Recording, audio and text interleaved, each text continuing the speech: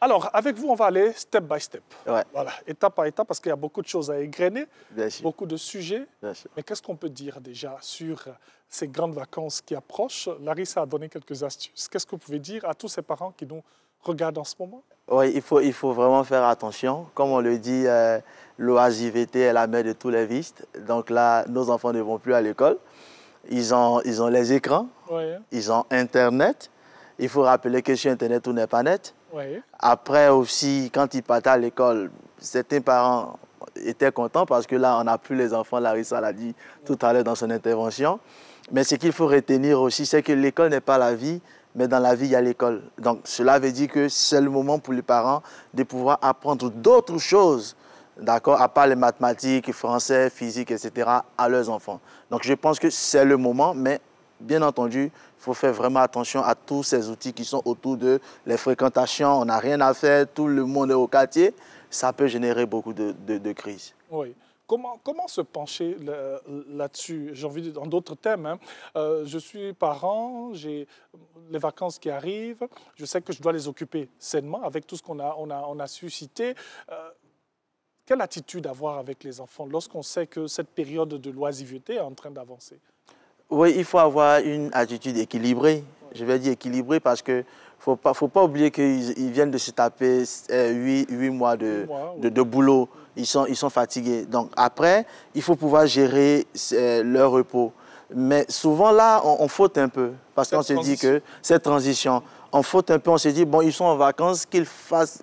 ils sont libres en fait, ils respirent, qu'ils ont l'autorisation de tout toucher. Mais là, le problème, c'est que c'est juste 3 mois. Oui. C'est juste 3 mois.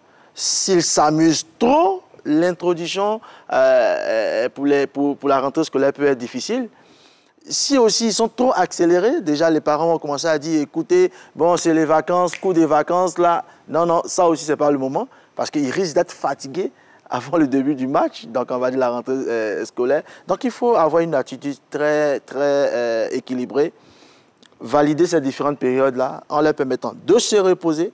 Donc quand on dit se reposer, ce n'est pas la télévision jusqu'au matin. Oui. D'accord, donc ça déjà, il faut pouvoir gérer ça.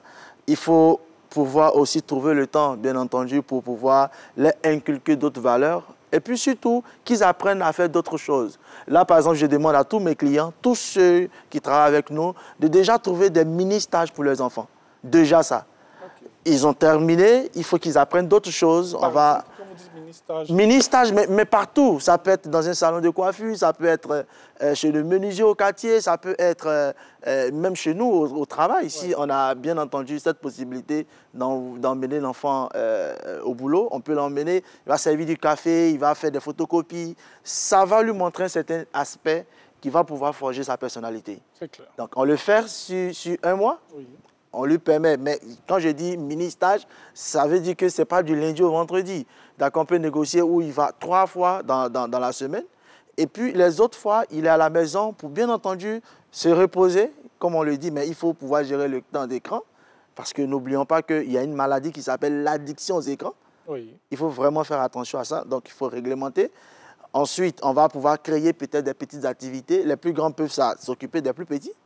Par exemple, je pense qu'on peut économiser en demandant à nos enfants, s'ils sont un peu plus grands, de s'occuper de leurs petits frères, bien entendu, en leur donnant certaines balises de protection pour les Bien sûr. Alors, je l'ai dit, step by step. Ouais. Donc, on va commencer peut-être par la toxicomanie chez les adolescents, ouais. Les signes avant-coureurs, parce qu'aujourd'hui, cette jeunesse est minée par cet état de fait. Oui, c'est très grave. Oui, dans nos quartiers, dans nos communes, même à l'école très souvent, on en parle. Oui.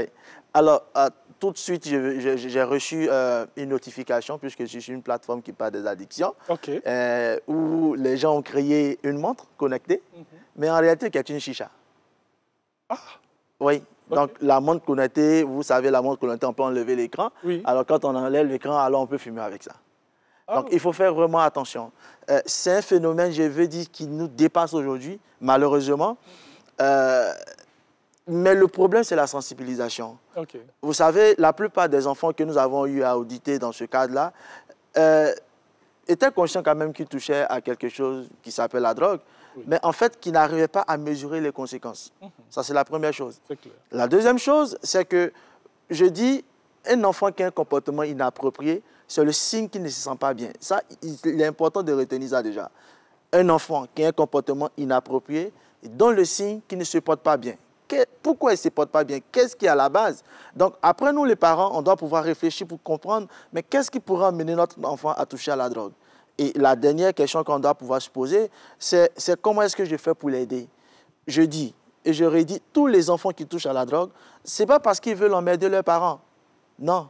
Mais il y a eu quelque chose qui les a menés à. Donc, il faut qu'on fasse preuve de miséricorde. D'accord? Donc, dans la miséricorde, il y a misère et puis il y a corde.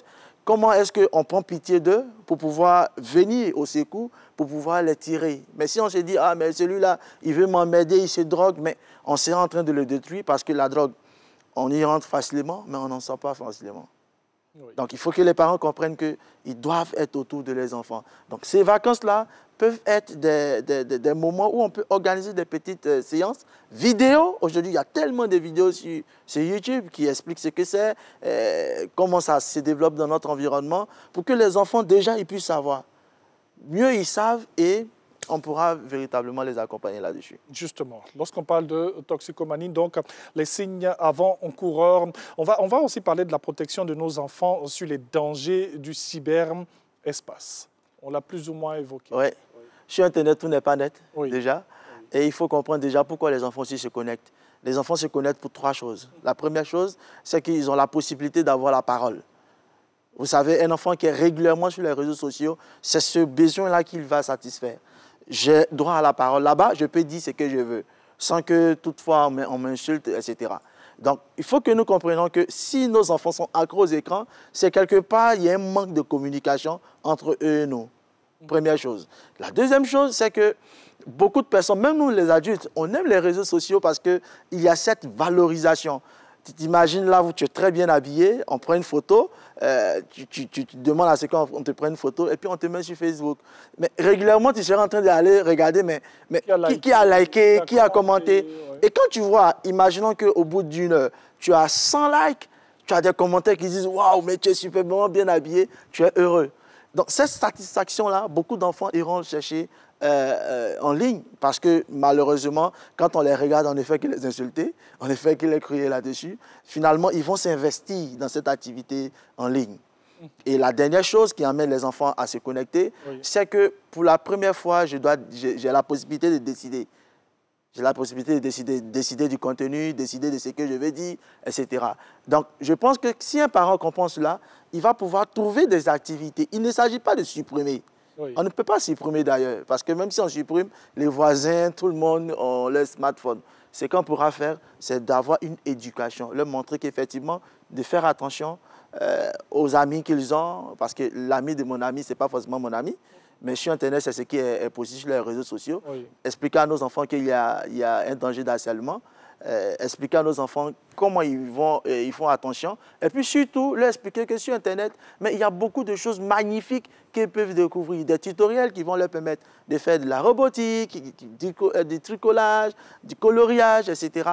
Et ça, un enfant, lorsqu'il découvre ça, eh bien, il va pouvoir s'investir là-dessus. Et donc, il faudrait vraiment faire attention à cet aspect-là parce qu'on ira tout doucement vers la cyberdépendance. Lorsqu'on parle de cyberespace, on peut évoquer le cyberharcèlement. Oui. Parce qu'on a tout ceci aussi sur Bien sûr, bien sûr. Des personnes qui nous envoient des notifications, qui sont des hommes, mais qui se font passer pour des femmes, ou qui sont des femmes qui se fassent passer pour des hommes parce qu'on n'a pas la possibilité de vérifier là derrière. Mais il faut vraiment faire attention. Oui. Il faut vraiment faire attention. Beaucoup d'enfants se suicident justement à cause de ce fait-là parce qu'on va leur promettre des choses, on va leur demander des choses. On va avoir des enfants qui seront souvent en train de voler pour faire des transactions financières parce que derrière, ils auront peut-être envoyé une image qui leur porte préjudice. Donc la personne leur demande un certain nombre une certaine somme. D'accord, pour pouvoir garder cette image privée. C'est vrai que tous les points que nous sommes en train de souligner là, ce sont je dirais des points un peu effrayants. Oui. Mais les parents ne doivent pas prendre cela comme quelque chose de très effrayant. Voilà. Non, c'est une réalité. C'est une réalité. C'est une réalité à laquelle il faut s'adapter. D'accord. Donc, ce n'est pas forcément mauvais. Oui. On ne va pas jeter les réseaux sociaux, on ne va pas jeter Internet. Oui. Il y a du bon là-dedans. Comment est-ce qu'on arrive à sensibiliser surtout nos enfants? Parce que malheureusement, le seul exemple qu'un enfant a aujourd'hui de constater sont ses parents. Oui. D'accord? Donc, c'est de notre responsabilité. C'est une responsabilité à 100%. D'accord? Donc, je pense que là, aujourd'hui, ils sont là avec nous à la maison. C'est le moment pour nous de leur apprendre ces petites astuces-là pour faire attention. Notre dernier virage, ce sera avec la pression académique. Comment avoir cette approche équilibrée face aux études? C'est une approche vraiment, je vais dire, qui est pédagogique. Ils viennent de faire 7 mois, ils sont fatigués. Quel que soit le résultat, je dis, le cerveau, c'est vrai qu'il est performant, mais le cerveau a besoin de repos. Donc, récemment, il y a une maman qui m'a appelé, qui me dit, écoute, l'enfant, il n'a pas eu la moyenne cette année. Il va reprendre sa classe. Donc, rapidement, je suis en train de chercher des répétiteurs pour qu'il commence. Je lui ai dit, il faut qu'il se repose. D'accord? Parce que là, il y a la frustration, il est découragé, il n'a pas la motivation. Permettons qu'il se repose un peu. Donc, à tous les parents qui nous écoutent ce matin, permettez que vos enfants se reposent un peu. D'accord? Je pense que lorsqu'on va aborder le mois d'août, on peut commencer les révisions avec eux. On peut prendre des dispositions, soit si nous-mêmes on a la possibilité de le faire, on va faire les révisions. Sinon, on va pouvoir prendre un technicien qui pourra commencer à faire des révisions avec eux. Et ça va leur permettre de pouvoir mieux démarrer l'année scolaire. Mais là, en ce moment, ce n'est pas le moment d'étudier. Est-ce qu'il faudrait des cours de vacances intensives? Non, c'est pas... On se dit que c'est pas été bon à l'école. Donc, pendant le mois d'août, c'est tous les mercredis ou même il y a des cours de vacances du lundi au vendredi. Oui, c'est pas utile. Vraiment, c'est pas utile. Ça fatigue. Ça fatigue. Quelqu'un disait que ce n'est pas parce que le cerveau il sera performant qu'on va l'utiliser comme on le veut. Si vous avez une voiture que vous conduisez chaque jour de 24 heures sur 24 heures, mais ça va se gâter. Il y aura cette surcharge émotionnelle et cette surcharge de travail. Il faut permettre aux enfants de pouvoir dégager. Et je dis aux parents qui ont des enfants qui n'ont pas eu la moyenne. Vous savez, un enfant qui n'a pas la moyenne, ça ne veut pas dire forcément qu'il n'est pas intelligent. Oui. Est-ce que c'est un problème technique? Donc, je pense que ces vacances-là peuvent permettre aux parents de déjà faire un diagnostic. De détecter ce qui ne va pas. Il ne s'agit pas de faire les exercices. Il ne s'agit pas de toujours étudier. Il y a des enfants qui font des cours de répétition, qui font des cours de renfort, mais ils n'ont pas la moyenne. À un moment donné, il faut qu'on s'arrête en tant que parents, parce que mettre un enfant à l'école, c'est un investissement. Donc, il faut qu'on s'arrête et puis on se pose les bonnes questions. Est-ce qu'il est bien orienté? Est-ce qu'il est là où il doit être? Est-ce qu'il comprend même ce qu'on lui demande de faire avant de pouvoir le mettre dans un quelconque programme? Bien sûr. Ce dernier point, pour terminer, fait appel à la communication entre parents et enfants. Alors, je dis qu'au XXIe siècle, le problème du XXIe siècle, c'est que les enfants savent plus que nous. Okay. C'est un fait, on peut ne pas l'accepter, mais c'est une réalité. Ils savent que nous. Avec l'esprit plus ouvert. Plus ouvert, ils sont rapides, ils sont dynamiques. Et aujourd'hui, grâce à Internet, il y a ce qu'on appelle la démocratisation de la connaissance. Donc, techniquement, ils ont la connaissance. Oui. Ils sont plus rapides que nous. Nous, avec nos charges de travail, etc., ce n'est pas évident souvent qu'on soit très à jour. La seule option qui nous reste, c'est la communication. La communication, c'est quoi? C'est transmettre des valeurs. D'accord? Donc, bien entendu, si on communique avec eux, on va pouvoir avoir ce retour-là pour mieux les aider.